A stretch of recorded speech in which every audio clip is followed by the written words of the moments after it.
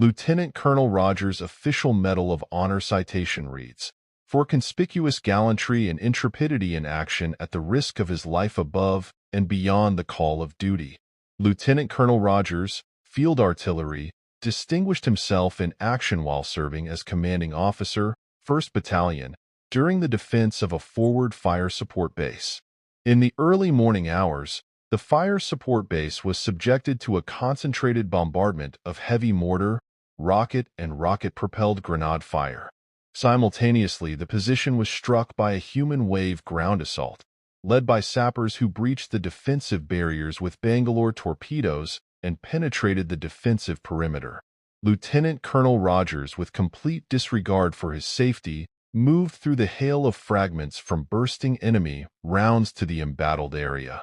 He aggressively rallied the dazed artillery crewmen to man their howitzers, and he directed their fire on the assaulting enemy. Although knocked to the ground and wounded by an exploding round, Lieutenant Colonel Rogers sprang to his feet and led a small counterattack force against an enemy element that had penetrated the howitzer positions. Although painfully wounded a second time during the assault, Lieutenant Colonel Rogers pressed the attack, killing several of the enemy and driving the remainder from the positions. Refusing medical treatment, Lieutenant Colonel Rogers re-established and reinforced the defensive positions. As a second human wave attack was launched against another sector of the perimeter, Lieutenant Colonel Rogers directed artillery fire on the assaulting enemy and led a second counterattack against the charging forces. His valorous example rallied the beleaguered defenders to repulse and defeat the enemy onslaught. Lieutenant Colonel Rogers moved from position to position through the heavy enemy fire, giving encouragement and direction to his men. At dawn, the determined enemy launched a third assault against the fire base in an attempt to overrun the position.